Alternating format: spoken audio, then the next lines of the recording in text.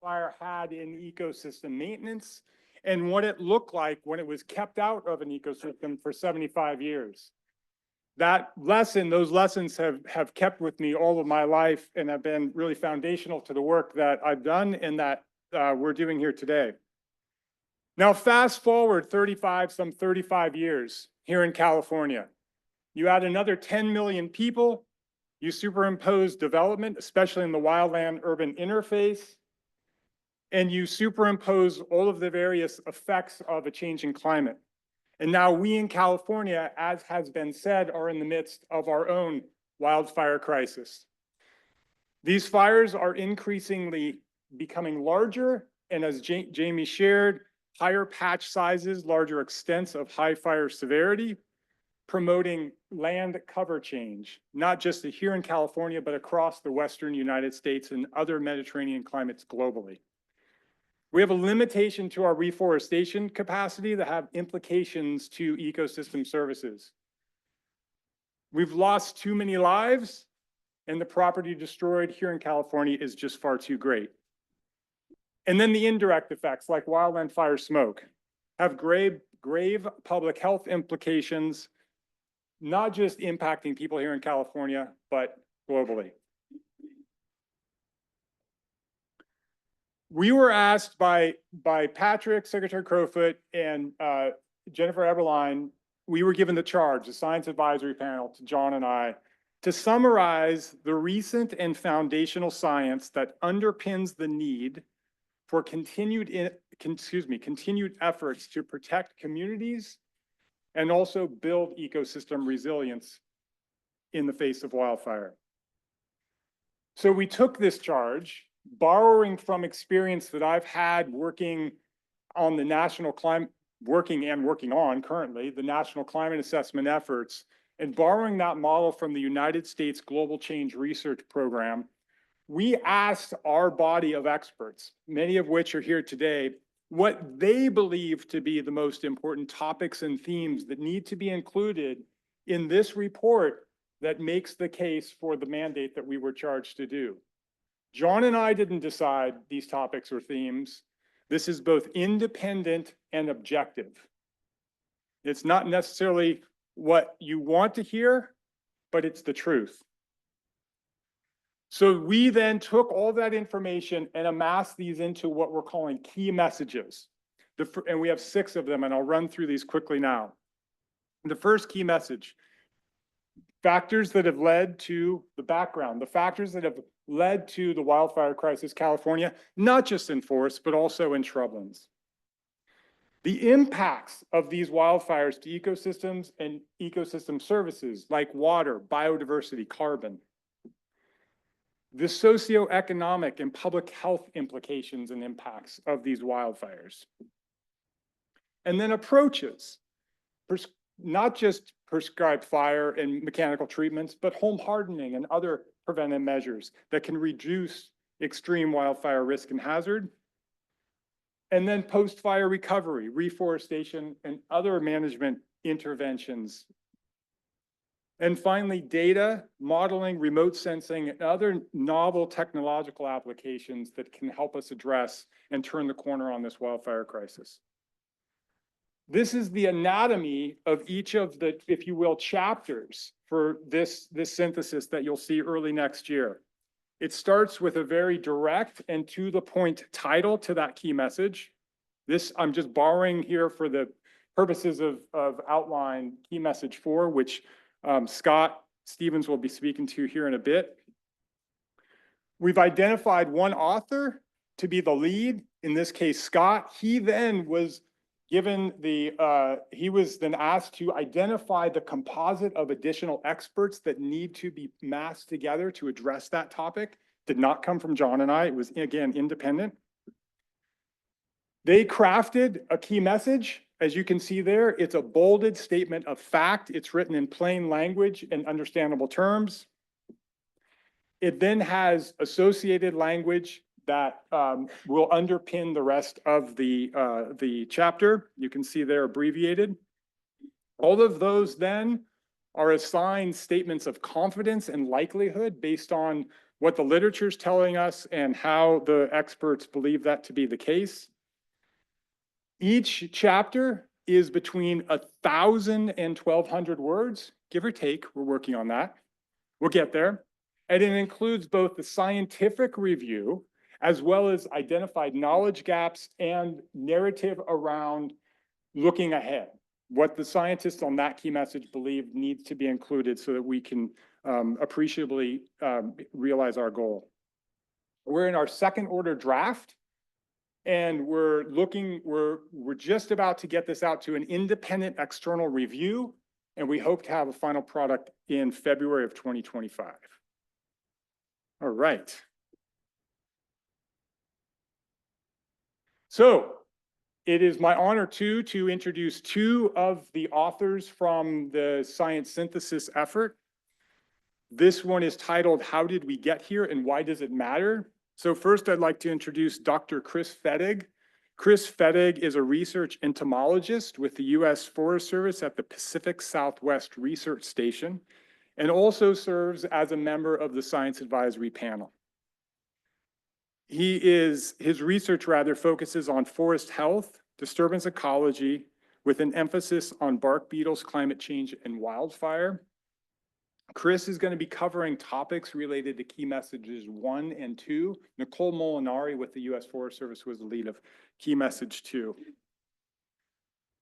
And I'll also just for continuity introduce you, Lenya, even though you'll come after Chris. And I'd also like to introduce Lenya Quinn Davidson, shown here. Lenya's with U.S. Agricultural and Natural Resources, and she is the Fire Network Director, where she leads a statewide team working on various facets of community and landscape resiliency. Over the last 15 years, Lenya's work has focused in large part on human connection with fire, building capacity and support for landowners and community members alike, where she collaborates on policy, research, and training. She's also worked nationally and internationally through her leadership in the Women in Fire Training Exchange Program. So with that, they're going to give a presentation, then we'll have an opportunity for a conversation with our executive committee and myself.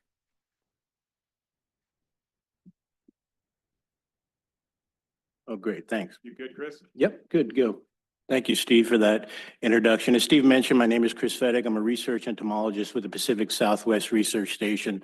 Been serving in that capacity for about 23 years. Have the pleasure of serving on the Science Advisory Panel to the task force, and it's in that capacity that I've had the opportunity to contribute to the science synthesis.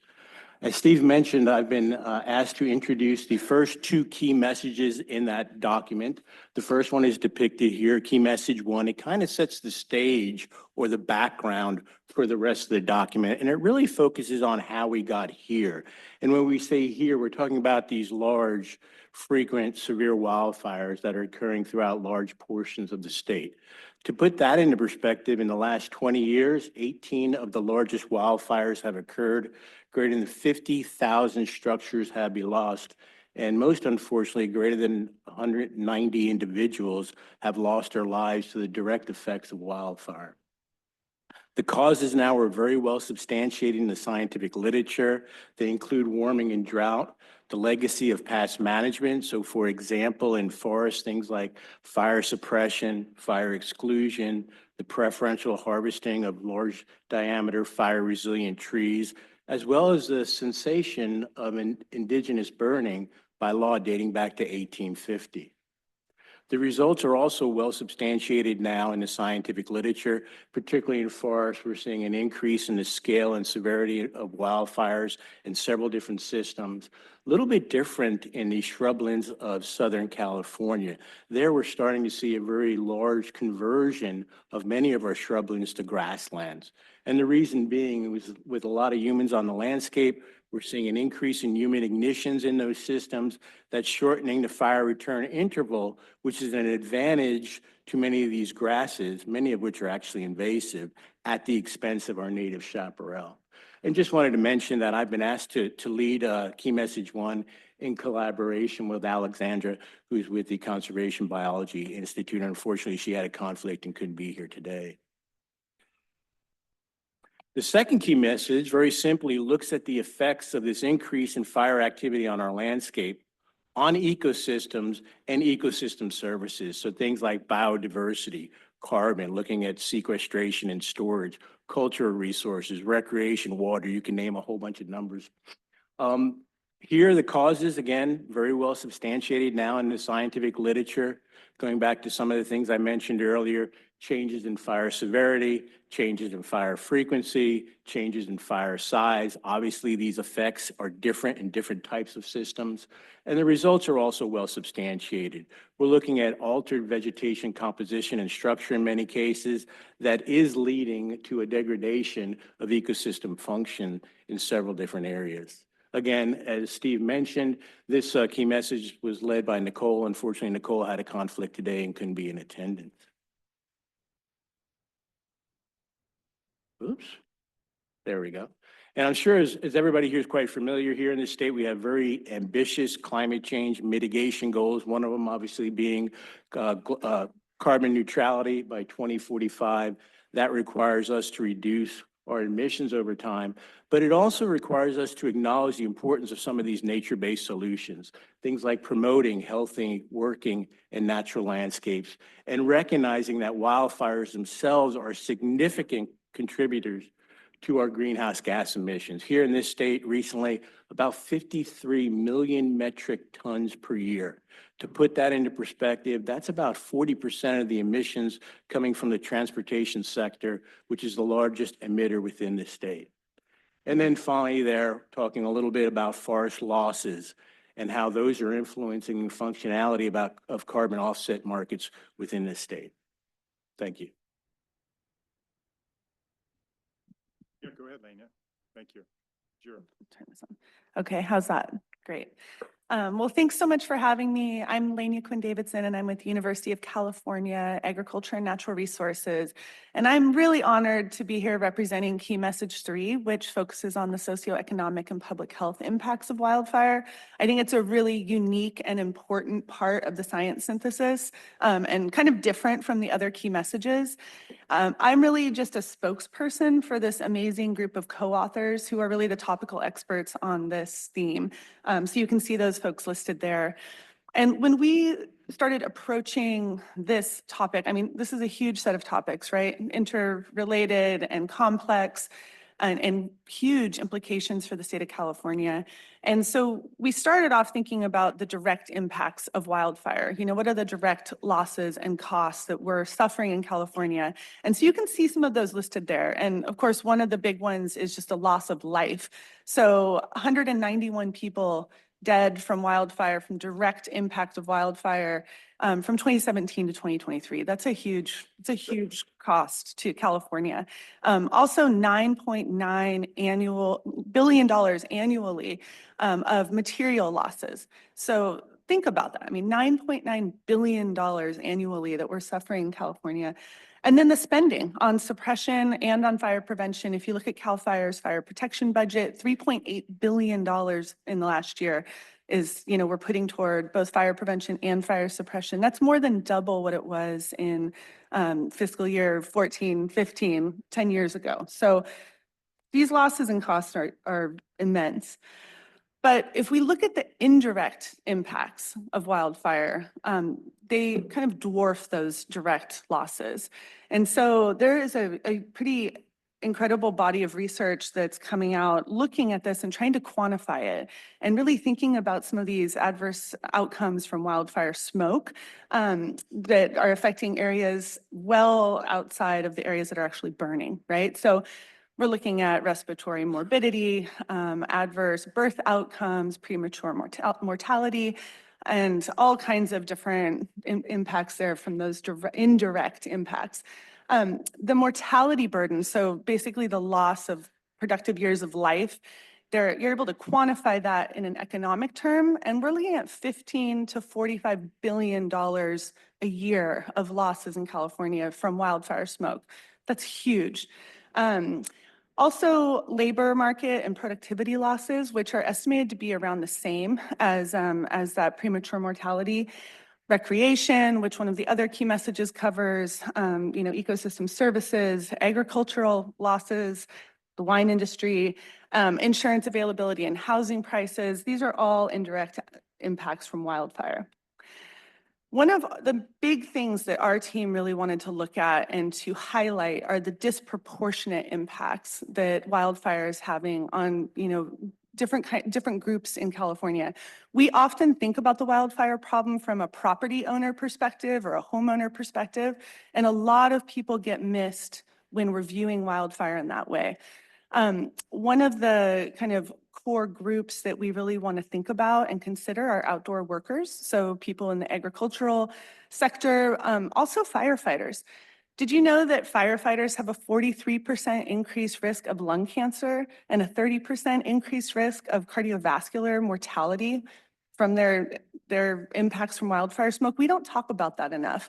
So I think there are some big pieces in this key message that are important for the science synthesis and that we all need to be thinking about, especially as we're trying to increase the pace and scale, build a workforce. These are some really important topics. And vulnerable groups, already vulnerable groups are the most at risk. So how can we consider that both in our fire prevention planning, fire response, and then also post-fire recovery? Let's not lose sight of the people who are really suffering the biggest impacts. So thank you. Great. Well, with that, we can open it up for questions. Maybe we'll start, if that's okay, Secretary Crowfoot. Because one of the things that wasn't hit on this morning, but is an important characteristic of the wildfires, is they are not spontaneously combusting, these systems. They're largely started by people. Could you maybe speak to what you and Alexander and the co-authors kind of unpacked in that first key message as related to some of the various applications that would eliminate some of or slow down, if you will, some of these fires starting, comparing, contrasting maybe forest to shrubland ecosystems? Sure, yeah.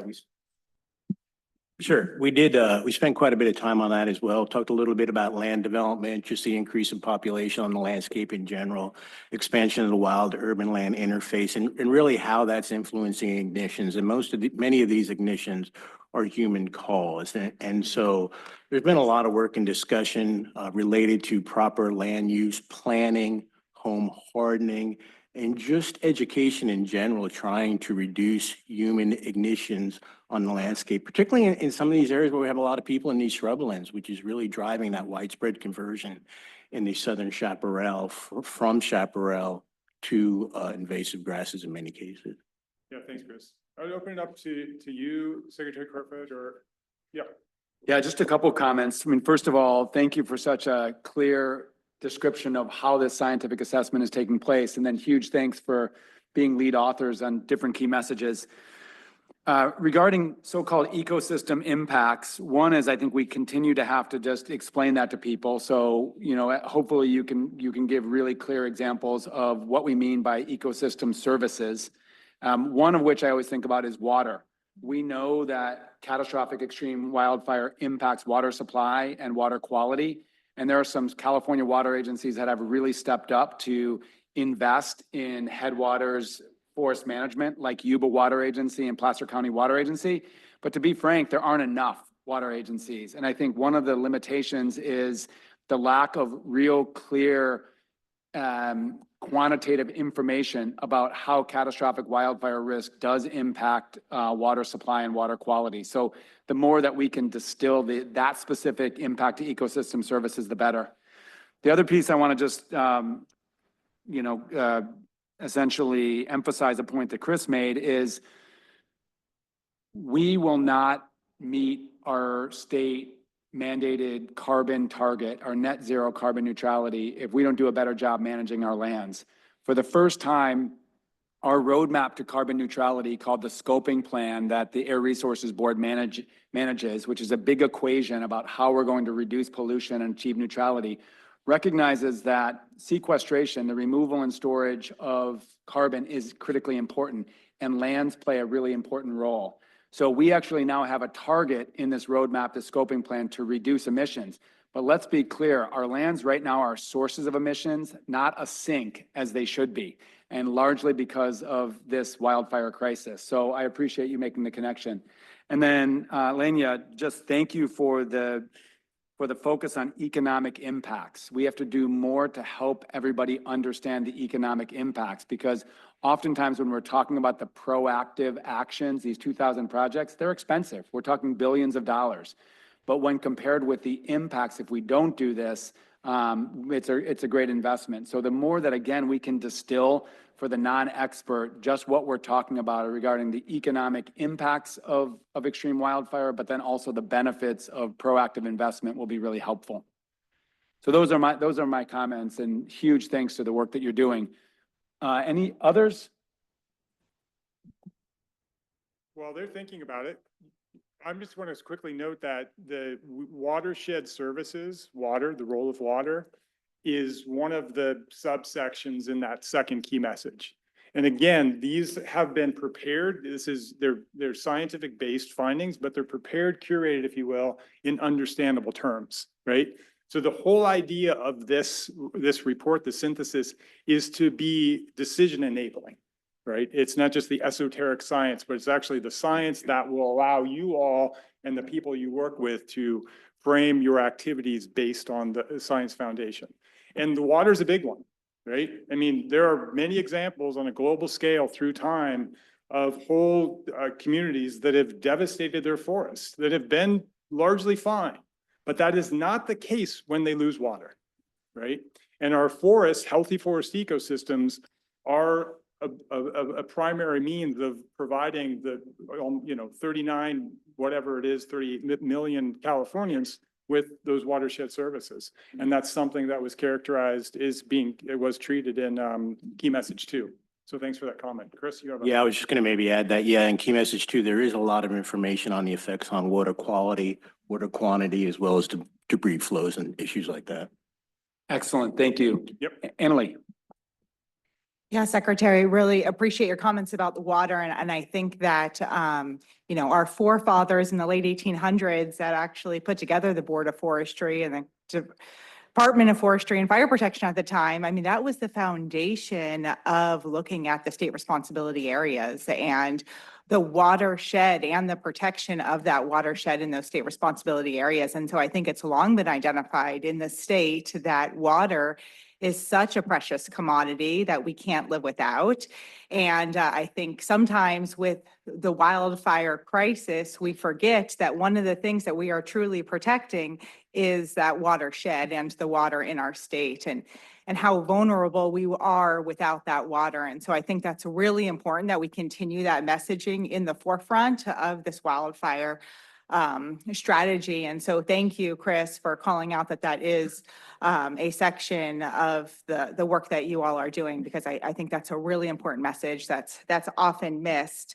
And I also think that's evident in our watershed emergency response teams, right, that go out after the incidents to really look at what are now the impacts of those waterways as a result of the wildfire on the landscape. And so that's an area we're looking at. But Lenya, I just have to say, I so appreciate the work that you are doing and the chapter that you are working on, because I think that is the kind of hidden impacts of the wildfire crisis, and things that are really overlooked is what are those other impacts besides those immediate impacts that we see. And one thing that we've actually started this year on our website is on our incident page is using some of the data that Esri has available to, on the incident, now call out for that fire area, what are the demographics and who is being impacted by that wildfire. And it's really important for us to early on recognize who those impacts or who those fires are impacting and how we can get supported for those impacted communities. Because as you said, there's a lot of underserved communities that are affected by these wildfires, and how does that affect them? So thank you for that work. I think that's so important in this space. So Steve, one more. I saw the 3-minute warning there on that one. Thank you, you guys. And I have more of a general one. I just so appreciate the wheel that you have with all the key messages, because they all interrelate. You can't take one without the other, and they're all going to be part of the whole to make up the whole. And then just the conversation now, this is such great timing to have this as we go into our 2025 plan. Because as you're talking ecosystem services, we're looking at pillars of resilience. How do you combine those and how do you work those? What is our monitoring looking like? How are we doing our tracking of our projects and how do we report out on that? So that's what was going through my mind, not only the specifics that you raised up, but how are we weaving all of this together into a whole? And I think this is such a great start to feed into what we're doing as a task force as a whole. So thank you. Thanks, you guys. Yeah, Joe. Yeah, again, Lania, I just want to, again, build on what Annalise said, bringing some numbers to, the public health impacts. We've had, over the last 10 years here in California, we've seen some of what that is. So we have a little body of work to actually, bring some of that to bear. And I know there's a lot of resources that have been, put towards, suppression efforts to, reforestation efforts. But that public, the impacts to public health are huge, and telling that story for additional resources to come to bear to make sure we're doing everything we can. And as we see it in California, we're seeing it throughout the United States and the globe, like we said earlier. And so the more we can help kind of tell that story, whether it's to appropriators, whether it's to other funding sources to really help just shed some light on just the true impacts there. So that it's great that you appreciate the work there. Thank you. Yeah. Yeah, I just wanted to comment. I really appreciate the work on this. Two things I think. One is thinking about the public health impacts is also thinking about the public health benefits and thinking about the proactive solutions that we as a task force in the state and our federal partners and everybody else is trying to move forward. So like highlighting some of that in the report, while we don't necessarily have full data sets on some of this, like some case studies of that would be useful, I think. The other side of it is not to lose sight of the opportunities, the human impacts of ignitions in Chaparral as an example, I think is a really important one. But it's also important for us to think about the mosaics that existed because of indigenous stewardship and other types of stewardship. And it's really a matter of timing that I think would help to frame some of that as well. So I'll just leave it at that because I know we're short on time. Thanks, Doug. On human ignition, there was a time when I was heavy into dirt bikes and we got precluded from riding because it was too dangerous. And so I asked, like, how many times has OHV started a forest fire? And they're like, oh, we don't have that data. So I guess I would like to see more data collected on the human ignition, what the result, what caused it. So that way we can spend our advertising dollars. We know dragging trailer chains is a huge start.